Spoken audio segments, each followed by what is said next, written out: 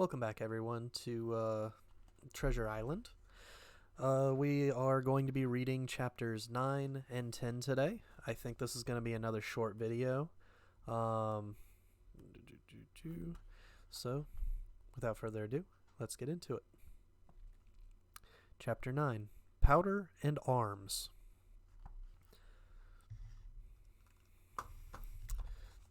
The Hispaniola lay some way out, and we went under the figureheads and round the sterns of many other ships, and their cables sometimes grated underneath our keel, and sometimes swung above us.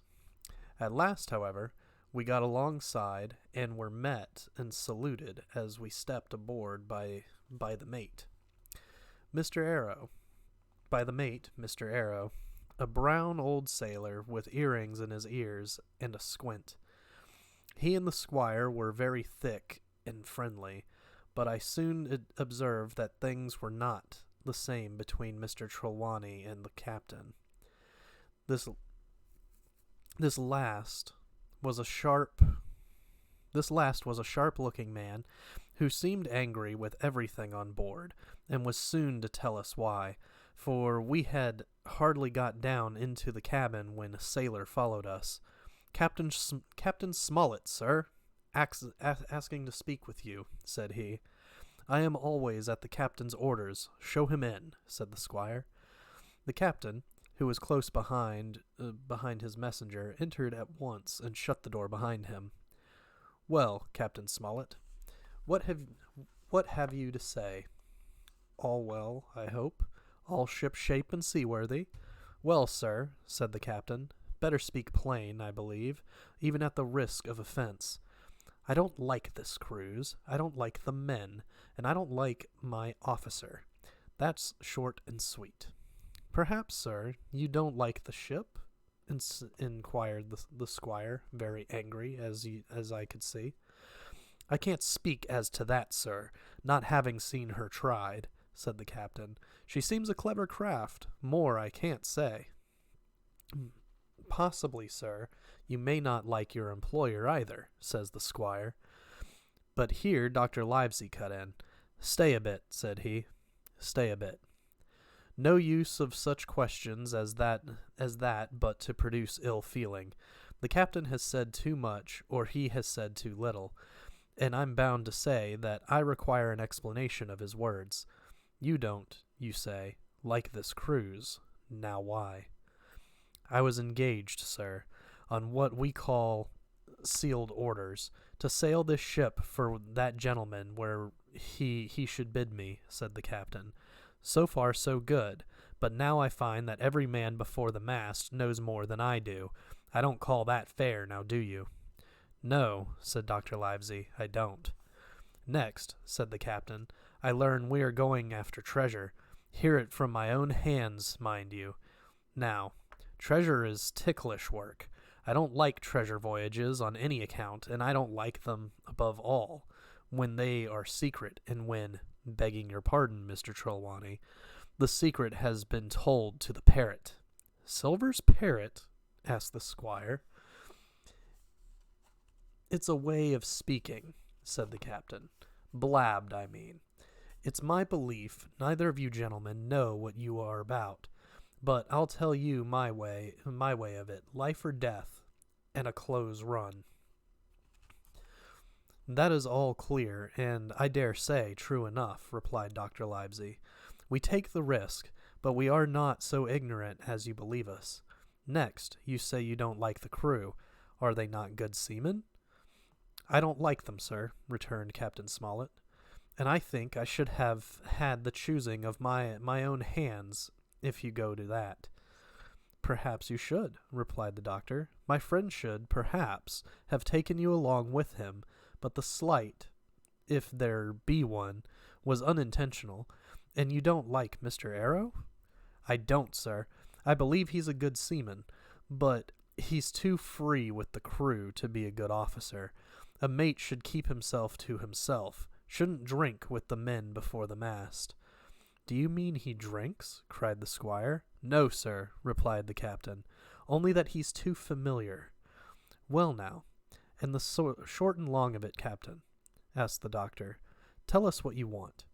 "Well, gentlemen, are you determined to go on this cruise?" "Like iron," answered the squire. "Very good," said the captain. "Then, as you've heard me very patiently saying things that I could not prove, hear me a few words more. They are putting the powder and the arms in the forehold. Now, you have a good place under the cabin. Why not put them there? First point. Then, you are bringing 4 of your own people with you, and they tell me some of them are to be berthed forward. Why not give them the berths here beside the cabin? Second point." "Any more?" asked Mr. Trelawney. "One more," said the captain. "There's been too much blabbing already." "Far too much," agreed the doctor. "I'll tell you what I've heard myself," continued Captain Smollett. "That you have a map of an island, that there's crosses on the map to show where treasure is, and that the island lies," and then he named the latitude and longitude exactly. "I never told that," cried the squire, "to a soul." "The hands know it, sir," returned the captain. "Livesey, that must have been you or Hawkins," cried the squire. "It doesn't much matter who it was," replied the doctor, and I could see that neither he nor the captain paid much regard to Mr. Trelawney's protestations. Neither did I, to be sure. He was so loose a talker. Yet in this case, I believe he was really right, in that nobody had told the situation of the island. "Well, gentlemen," continued the captain, "I don't know who has this map, but I make it a point.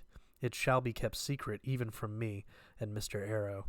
Otherwise, I would ask you to let me resign." "I see," said the doctor.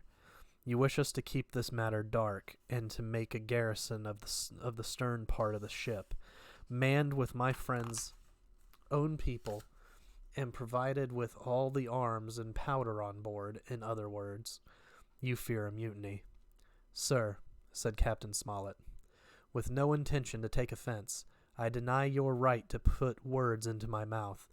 No captain, sir, would be justified in going to sea at all if he had ground enough to say that.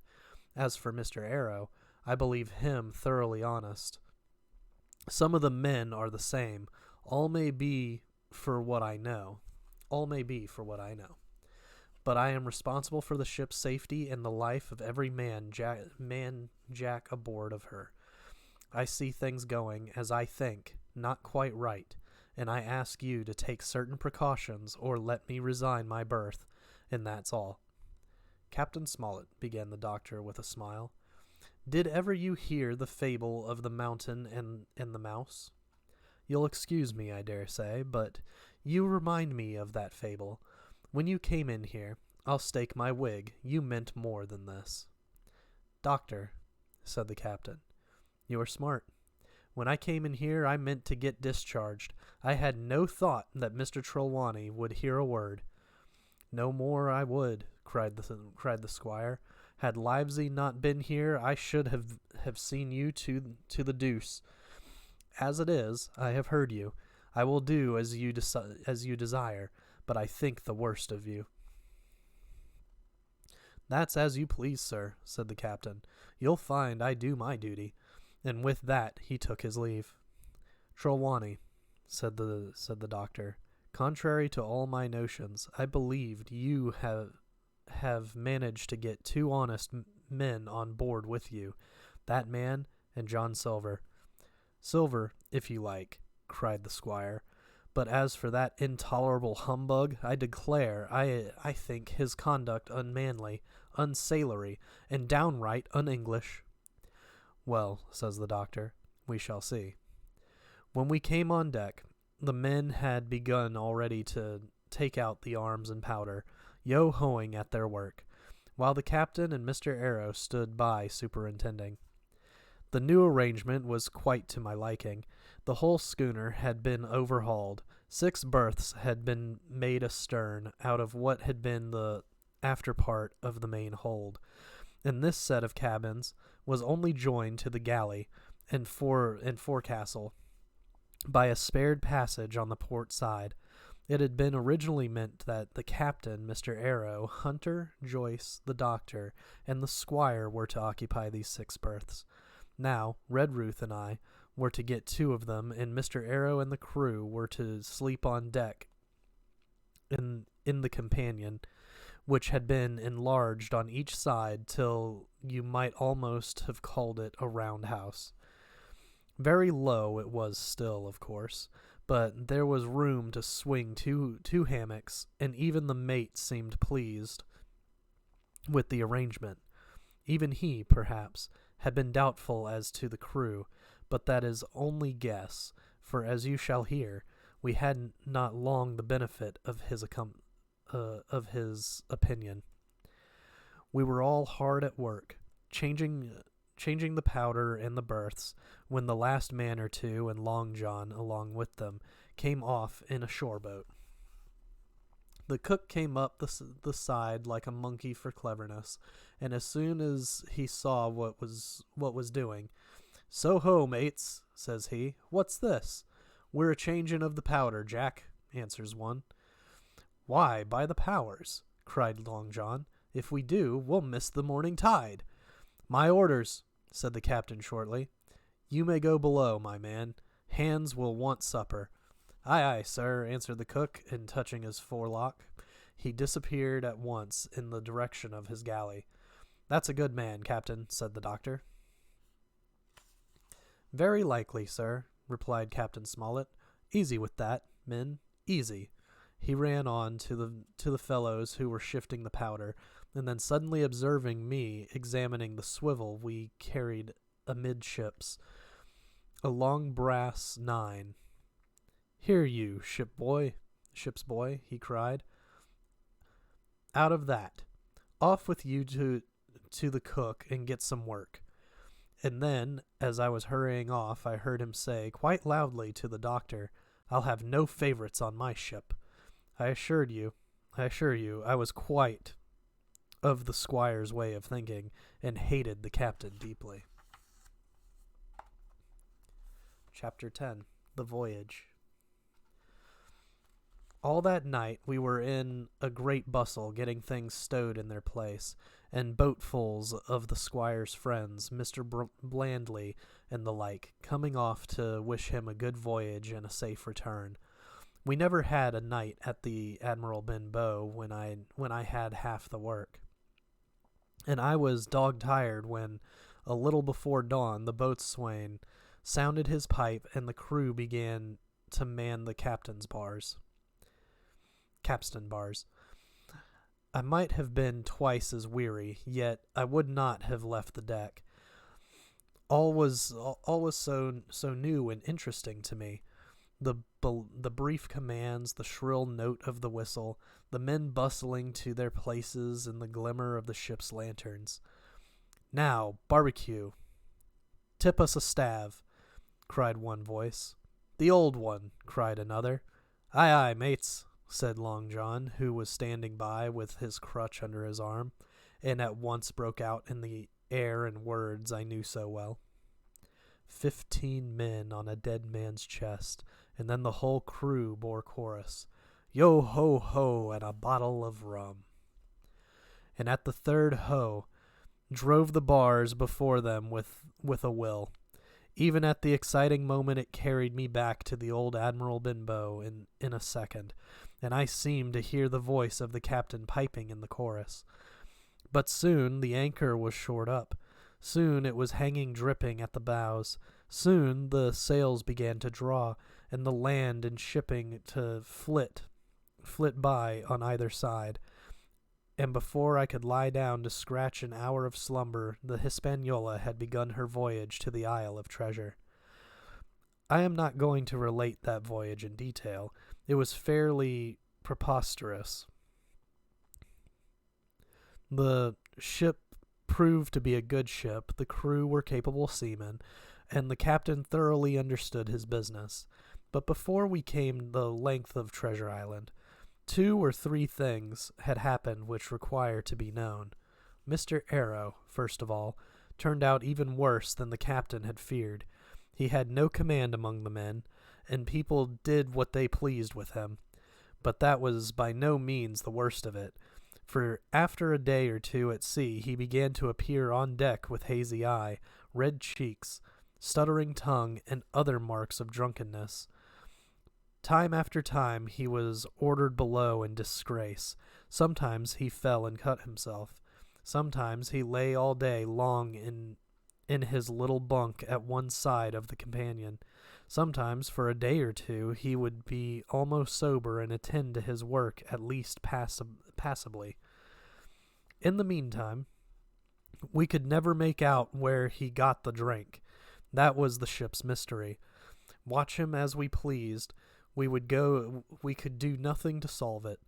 And when we asked him to his face, he would only laugh if he were drunk, and if he were sober, deny solemnly that he ever tasted anything but water. He was not only useless as an officer and a bad influence amongst the men, but it was plain that at this rate he must soon kill himself outright. So nobody was much surprised nor very sorry when one dark night, with a head sea, he disappeared entirely and was seen no more. "Overboard!" said the captain. "Well, gentlemen, that saves the trouble of putting him in irons." But there we were, without a mate, and it was necessary, of course, to advance one of the men. The boatswain, Job Anderson, was the likeliest man aboard, and though he kept his old title, he served in a way as mate. Mr. Trelawney had followed the sea, and his knowledge made him very useful, for he often took a watch himself in easy weather, and the coxswain Israel Hands was a careful, wily old experienced seaman who could be trusted at a pinch with almost anything.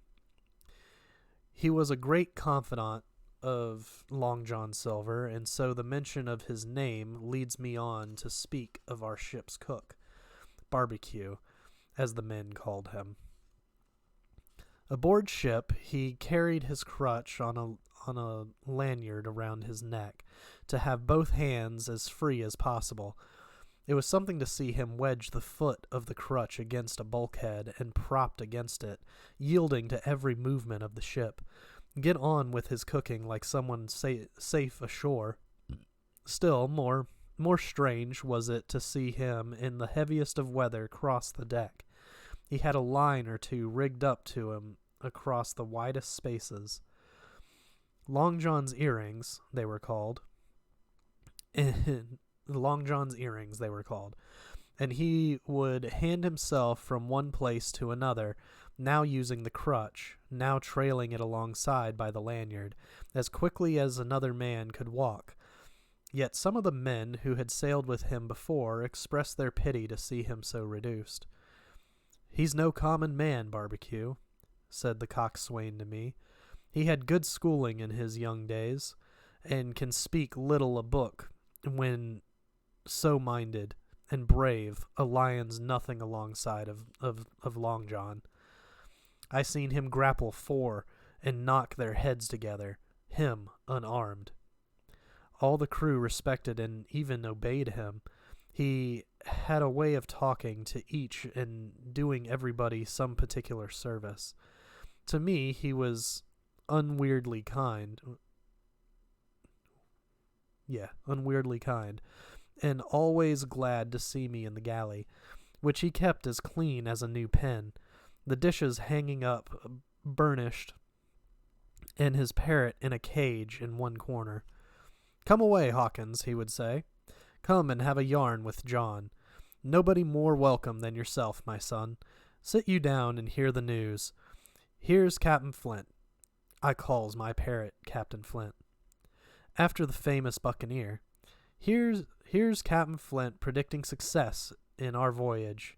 Wasn't you, Captain?'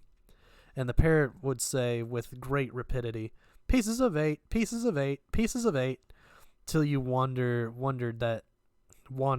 that it was not out of breath, or till John threw his handkerchief over the cage. Now that bird, he would say, is maybe 200 years old, Hawkins. They live forever, mostly. And if anybody's seen more wickedness, it must be the devil himself. She sailed with England, the great Captain England, the great Captain England, the pirate. She's been at Madagascar and at Malabar and Suriname and Providence and Portobello. She was at the fishing up of the wrecked plate ships. It's there she learned pieces of 8, and little wonder. 350,000 of them, Hawkins. She was at the boarding of the Viceroy of the Indies out of Goa. She was, and to look at her, you would think she was a baby, but you smelt powder, didn't you, Captain? Stand by to go about, the parrot would scream. She's a handsome craft, she is, the cook would say, and give her sugar from his pocket. And then the bird would peck at the bars and swear straight on, passing belief for wickedness. There, John would add, you can't touch pitch and not be mucked, lad. Here's the poor old innocent bird of mine, swearing blue fire and none the wiser. You may lay to that. She would swear the same in a manner of speaking before Chaplain. And John would touch the forelock with a solemn way he had that made me think he was the best of men. In the meantime, the squire and Captain Smollett were still on pretty distant terms with one another. The squire made no bones about the matter. He despised the captain. The captain, on his part, never spoke, but when he was spoken to, and then sharp and short and dry, and not a word wasted, he owned. Then, when driven into a corner, that he seemed to have been wrong about the crew, that some of them were as brisk as he wanted to see, and all had behaved fairly well. As for the ship, he had taken a downright fancy to her. She'll lie a point nearer the wind than a man has a right to expect of his own married wife, sir. But, he would add, all I say is, we're not home again, and I don't like the cruise. The squire at this would turn away and march up and down the deck, chin in air. A trifle more of that man, he would say, and I shall explode. We had some heavy weather, which only proved the qualities of the Hispaniola. Every man on board seemed well content, and they must have been hard to please if they had been otherwise. For it is my belief there was never a ship's company so spoiled since Noah put to sea. Double grog was going on the least excuse. There was duff on odd days, as for instance if the squire heard it was any man's birthday, and always a barrel of apples standing broached in the waist of anyone to help himself that had a fancy. Never knew good come of it yet, the captain said to Dr. Livesey. Spoil forecastle hands, make devils. That's my belief. But good did come of the apple barrel, as you shall hear, for if it had not been for that, we should have had no note of warning and might all have perished by the hand of treachery. This was how it came about. We had run up the trades to get the wind of the island we were after. I am not allowed to be more plain, and now we were running down for it with a bright lookout day and night. It was about the last day of our outward voyage by the longest computation. Some time that night, or at latest before noon of the morrow, we should sight the treasure island. We were heading south-southwest, and had a steady breeze abeam and a quiet sea. The Hispaniola rolled steadily, dipping her bowsprit now and then with a whiff of spray. All was drawing alow and aloft. Everyone was in the bravest spirits because we were now so near an end of the first part of our adventure. Now, just after sundown, when all my work was over and I was on my way to my berth, it occurred to me that I should like an apple. I ran on deck. The watch was all forward looking out for the island. The man at the helm was watching the luff of the sail and whistling away gently to himself, and that was the only sound excepting the swish of the sea against the bows and around the sides of the ship. In I got bodily into the apple barrel, and found there was scarce an apple left, but sitting down there in the dark, what with the sound of the waters and the rocking movement of the ship, I had either fallen asleep or was on the point of doing so when a heavy man sat down with rather a clash close by. The barrel shook as he leaned his shoulders against it, and I was just about to jump up when the man began to speak. It was Silver's voice, and before I had heard a dozen words, I would not have shown myself for all the world, but lay there, trembling and listening, in the extreme of fear and curiosity, for from these dozen words I understood that the lives of all the honest men aboard depended upon me alone. And that's where we'll end for today. We will see you guys next week with chapters 11 and 12. Things are about to get interesting.